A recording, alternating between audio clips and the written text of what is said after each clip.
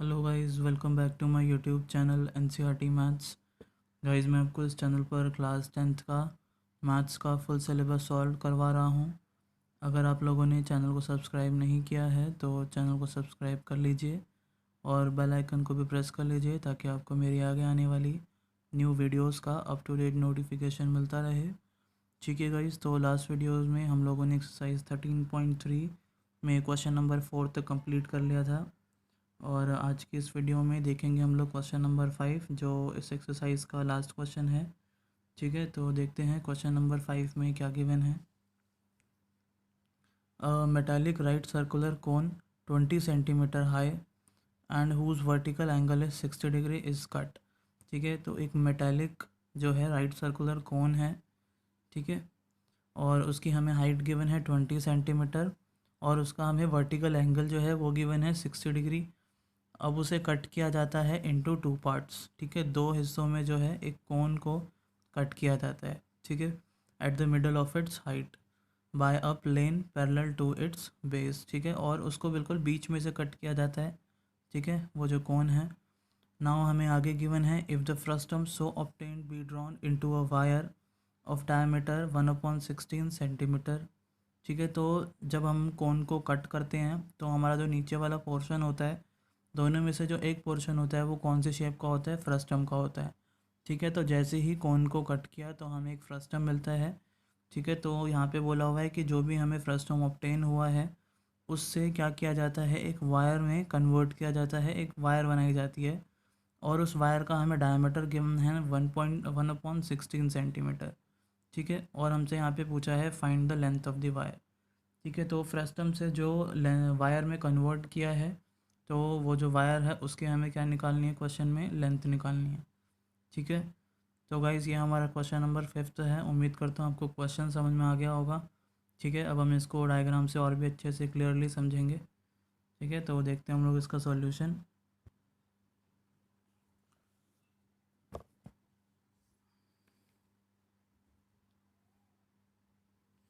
हम लोग कर रहे हैं क्वेश्चन नंबर 5 ऑफ एक्सरसाइज 13.4।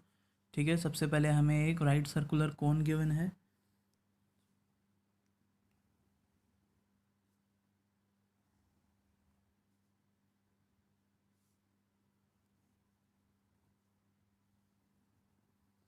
मान लो ये कोन है। ठीक है, राइट सर्कुलर कोन जिसकी हमें हाइट गिवन है, ये इसकी हाइट होती है।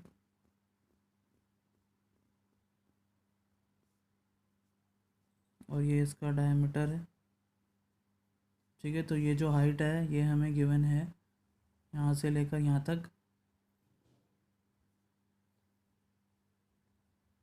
20 सेंटीमीटर। ठीक है, और हमें इसका वर्टिकल एंगल गिवन है 60 डिग्री। ये हमारा इसका वर्टिकल एंगल है यहाँ से लेकर यहाँ तक, ये कितना गिवन है, 60 डिग्री। ठीक है, अब क्या किया जाता है, ये जो हमारा राइट सर्कुलर कोन है इसको टू पार्ट्स में जो है कट किया जाता है, बिल्कुल सेंटर से। मान लो यहाँ से कट किया बिल्कुल बीच में से। ठीक है, यहाँ से कट कर दिया। ठीक है, तो ये जो लेंथ थी 20 सेंटीमीटर, ये लेंथ यहाँ से लेकर यहाँ तक की जो है कितनी हो जाएगी, 10 सेंटीमीटर हो जाएगी। यहाँ से लेकर यहाँ तक की हाफ हाफ हो जाएगा क्योंकि इसको बिल्कुल बीच में से कट किया है। तो ऊपर की लेंथ हमारी 10 बची और नीचे की जो लेंथ है यहाँ से लेकर यहाँ तक वो कितनी बचेगी, 10। ठीक है, तो ये कट करने के बाद ये जो हमारा फ्रस्टम बचा है ना, ठीक है, ये वाला जो नीचे वाला पोर्शन है ये हमारा क्या है, फ्रस्टम है। ठीक है, जिसे हम लोग हिंदी में क्या बोलते हैं, चिन्हक बोलते हैं। तो ये हमारा फ्रस्टम निकल के आया। ठीक है, ये इस शेप में होगा कट करने के बाद।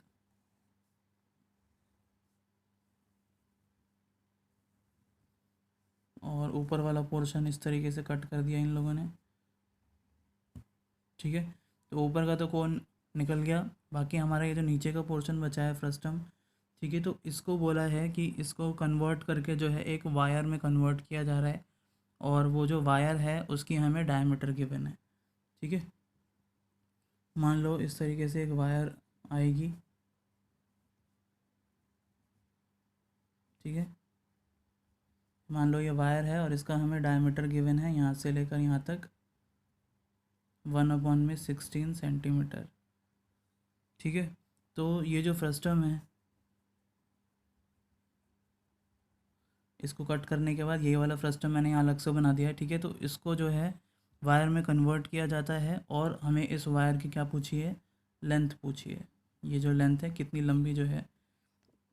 ठीक है, तो यहाँ पर क्या हम लोग कॉन्सेप्ट यूज़ करेंगे, सबसे पहले तो हम ये यहाँ पे देखेंगे कि ये जो हमारा फ्रस्टम है मेटालिक फ्रस्टम, ठीक है, मेटल का बना हुआ, इसका वॉल्यूम और ये जो वायर है इसका वॉल्यूम क्या होगा, सेम होगा, क्योंकि हमारा शेप का कन्वर्जन हो रहा है।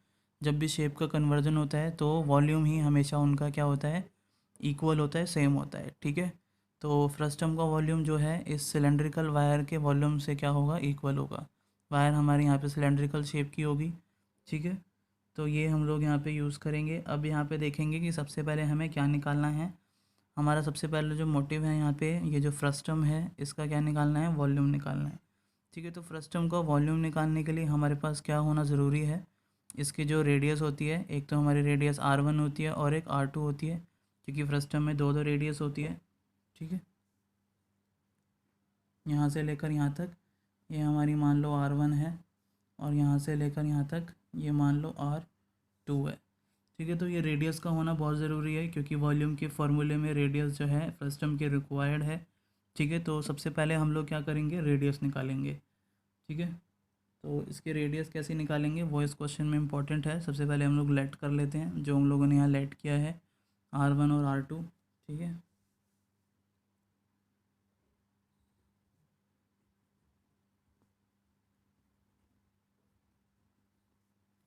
Let the radius of the lower part of frustum is equal to, इसको हम लोगों ने R1 से लेट किया है। ठीक है,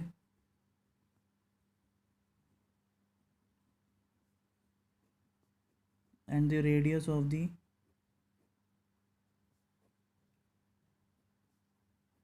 अपर part of frustum is equal to R2। ठीक है, और इसको हम लोगों ने क्या लेट कर लिया, R2, ये वाला रेडियस ऊपर वाले पार्ट का, और नीचे वाले पार्ट का रेडियस R1 लेट कर लिया। ठीक है, और हमें क्या गिवन है, इसकी हमें हाइट गिवन है फ्रस्टम की। फ्रस्टम की हाइट देखो हम लोगों ने यहाँ से निकाली है, क्योंकि हमें टोटल हाइट गिवन थी 20। अब ये बीच में से कट किया है तो बाकी जो हमारी हाइट बच गई, कितनी बच गई, 10 बच गई। ठीक है, तो फ्रस्टम की हाइट हमें 10 गिवन है, ये भी लिख देते हैं।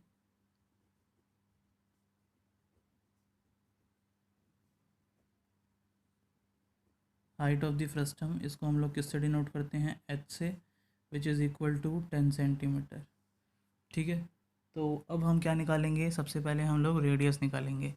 ठीक है, तो रेडियस के लिए हम लोग यहाँ पे क्वेश्चन में देखेंगे कि हमें क्या इन्फॉर्मेशन या फिर क्या क्लू गिवन है। ठीक है, तो क्वेश्चन में हमारा ये जो क्वेश्चन है इसमें हमें क्या गिवन है, इस शेप का वर्टिकल एंगल गिवन है 60 डिग्री। ठीक है, तो इसका कुछ ना कुछ यूज़ होगा तभी ये क्वेश्चन में गिवन है। तो इस 60 डिग्री का हम लोग यूज़ कैसे कर सकते हैं रेडियस फाइंड करने में, तो यहाँ पर हम लोग क्या यूज़ करेंगे, चैप्टर 8 जो हमारा इंट्रोडक्शन टू ट्रिग्नोमेट्री है, वहाँ पे हम लोगों ने ट्रिग्नोमेट्री रेशियो के फॉर्मूलेस करे थे। ठीक है, जो हमारे परपेंडिकुलर अपॉन में बेस या फिर परपेंडिकुलर अपॉन में हाइपोटेनियस, ठीक है, वो हमारे फॉर्मूले थे ट्रिग्नोमेट्री रेशियोज़ के। ठीक है, साइन कॉस टेन, तो वो हम लोग यहाँ पे जो है कॉन्सेप्ट यूज़ करेंगे। ठीक है, तो कैसे यूज़ करते हैं, मान लो हम निकाल रहे हैं रेडियस 1। ठीक है, ये हमारी रेडियस 1 है यहाँ से लेकर यहाँ तक, और अगर हम इसको देखें यहाँ से लेकर यहाँ तक, ये हमारा क्या बन रहा है, एक ट्रायंगल बन रहा है। ठीक है, राइट एंगल ट्रायंगल, यहाँ पर हमारा 90 डिग्री है। ठीक है, और ये हमारा 60 डिग्री है, तो ये बाकी का जो एंगल है हाफ अगर कर दें इसका तो कितना हो जाएगा, ये 30 डिग्री। ठीक है, ये पूरा 60 है, तो इधर का अगर हम देखें दोनों तरफ का तो 30 में डिवाइड होगा ये। ठीक है, तो ये हमारा क्या बन गया, एक ट्रायंगल बन गया। तो इस ट्रायंगल में हम लोग ट्रिग्नोमेट्री रेशियो का फॉर्मूला जो है यूज़ करेंगे। सबसे पहले इसको हम लोग नेम दे देते हैं यहाँ पे, A B C, यहाँ पे D दे देते हैं, यहाँ पर E, और यहाँ F, और यहाँ पर G। ठीक है, तो ये वाला ट्रायंगल देखेंगे AGC में। ठीक है, तो इसमें जब हम लोग लगाएंगे ट्रिग्नोमेट्रिक रेशियो का फॉर्मूला, तो क्या लगाएंगे, देखो हमें क्या निकालनी है, ये वाली लेंथ निकालनी है। ये इस एंगल के लिए ये हमारा थीटा है 30 डिग्री, तो इसके लिए ये हमारा क्या है, परपेंडिकुलर है, और ये क्या है, बेस है। ठीक है, अगर हम इस वाले एंगल से देखें तो ठीक है। तो परपेंडिकुलर अपॉन में बेस जो है वो किसका होता है, 10 का होता है, ट्रिग्नोमेट्रिक रेशियो का फॉर्मूला। तो यहाँ पर हम लोग 10 का फॉर्मूला यूज़ कर सकते हैं। ठीक है, किस में कर रहे हैं, इन ट्रायंगल AGC में। ठीक है, तो यहाँ पर लिखेंगे हम लोग इन ट्रायंगल AGC। ठीक है, तो किसका हम लोग यूज़ कर रहे हैं, 30 डिग्री, क्योंकि हमारा एंगल 30 डिग्री है, is equal to perpendicular upon में बेस। ठीक है, तो परपेंडिकुलर क्या है, GC, और बेस क्या है, AG। ठीक है, तो यहाँ पर हम लोग लिख सकते हैं GC अपॉन में AG। ठीक है, नाउ हम लोग यहाँ पे 30 डिग्री की वैल्यू जो है वो पुट करेंगे, जो हमारी टेबल थी चैप्टर 8 में। ठीक है, तो 30 डिग्री की जो वैल्यू है, यहाँ पे हम लोग रीज़न दे देते हैं, बिकॉज 10 का जो हमारा फॉर्मूला होता है वो क्या होता है, परपेंडिकुलर अपॉन में बेस। ठीक है, तो 30 डिग्री की वैल्यू हमारी क्या होती है, 1 अपॉन में √3 इज़ इक्वल टू GC। ठीक है, तो GC को हम लोगों ने क्या लेट कर रखा है, R1, तो यहाँ पर क्या पुट कर देंगे, R1। ठीक है, रेडियस 1, और AG की लेंथ हमें गिवन है, देखो AG हमारा कितना है, 20 सेंटीमीटर। ठीक है, AG हमारी हाइट ही तो है इस कोन की, तो ये हमें 20 सेंटीमीटर गिवन है, तो यहाँ पर हम लोग क्या लिख देंगे, 20। ठीक है, तो ऐसे हम लोगों ने यहाँ पे रेशियो का फॉर्मूला जो है यूज़ किया, और यहाँ से हम लोग रेडियस 1 निकाल लेंगे क्रॉस मल्टीप्लाई करके। तो R1 इससे इंटू होगा √3R1 is equal to 20 into 120। तो R1 कितना आ जाएगा, 20 अपॉन में √3 सेंटीमीटर। ठीक है, तो ये हमारा आ गया रेडियस 1। तो यहाँ पे हम लोगों ने रेडियस 1 की वैल्यू निकाल ली, फ्रस्टम का जो रेडियस 1 है। ऐसे ही हम लोग अब R2 निकालेंगे, रेडियस 2।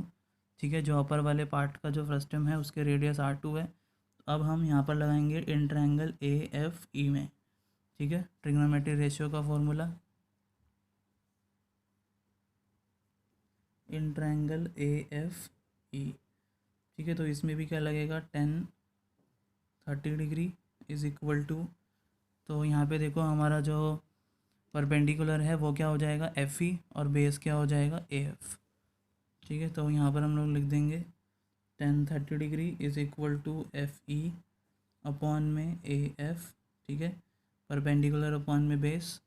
अब यहाँ पे वैल्यूज़ पुट कर देंगे, 30 डिग्री की वैल्यू 1 अपॉन में √3, ये टेबल हमें गिवन है चैप्टर 8 में। ठीक है, और FE की हमारी जो वैल्यू है इसको हम लोगों ने R2 लेट किया है, रेडियस 2, यही निकाल रहे हैं हम लोग, अपॉन में AF। ठीक है, तो AF की जो लेंथ है वो देखो क्या है, AF हमारा हाफ है, मतलब 10 सेंटीमीटर है इस पूरी हाइट का।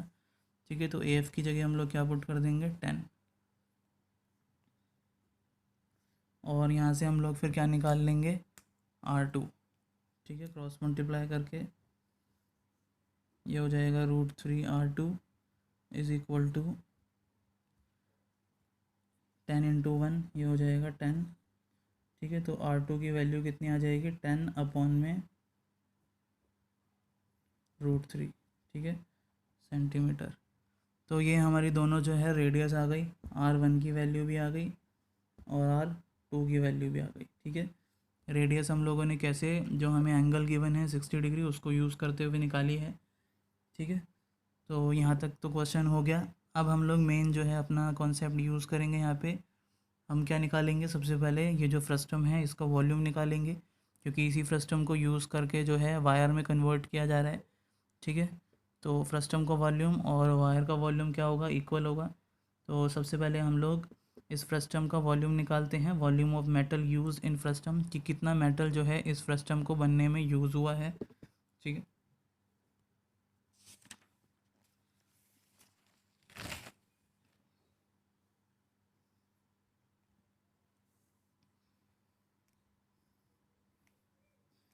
सबसे पहले हम लोग निकाल रहे हैं देयरफॉर वॉल्यूम ऑफ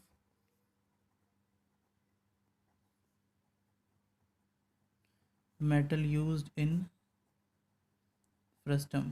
ठीक है, कि इस फ्रस्टम में कितना मेटल जो है यूज़ हो रखा है, तभी तो हम लोग फिर वायर का जो निकाल पाएंगे, लेंथ जो निकालनी है इस क्वेश्चन में, ठीक है।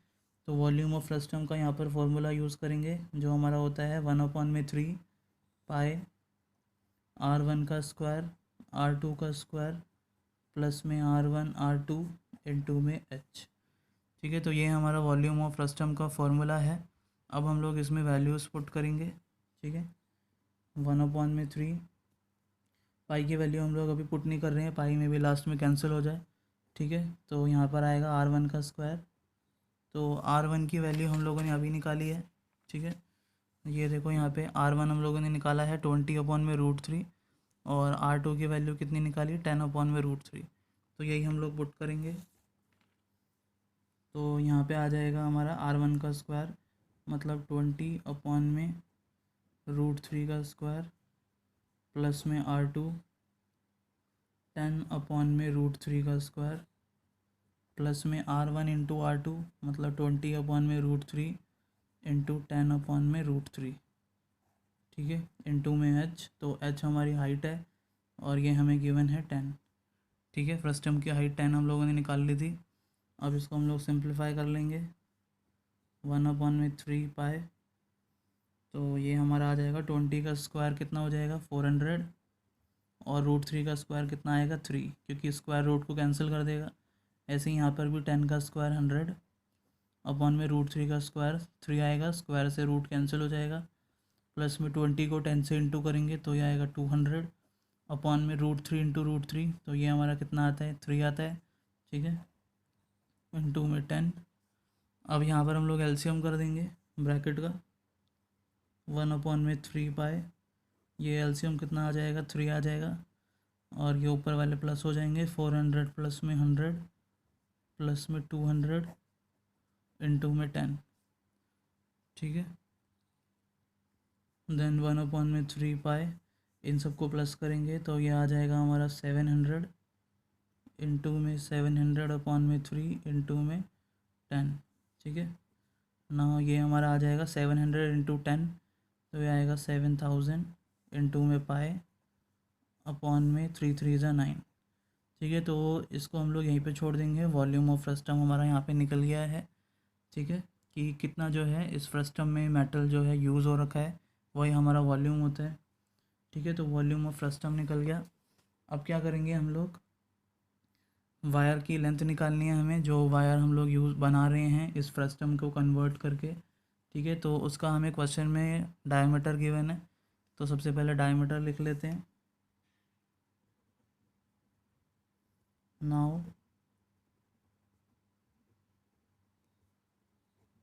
Diameter of wire which is equal to 1/16 centimetre, ये हमें क्वेश्चन में गिवन है, ठीक है। जो वायर हम लोग कन्वर्ट करके बना रहे हैं उसकी हमें डायमीटर गिवन है, तो इसका हम लोग रेडियस निकाल लेंगे, ठीक है। Therefore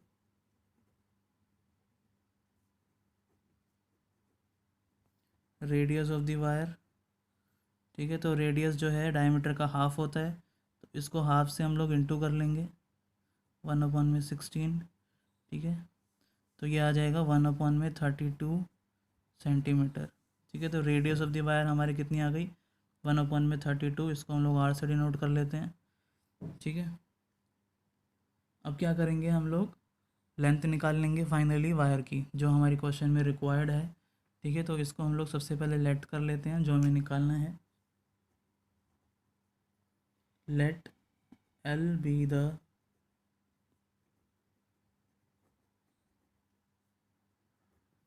length of the wire, ठीक है। जो हम लोग यहाँ पे वायर की लेंथ निकालनी है उसको हम लोगों ने क्या लेट कर लिया है एल, ठीक है।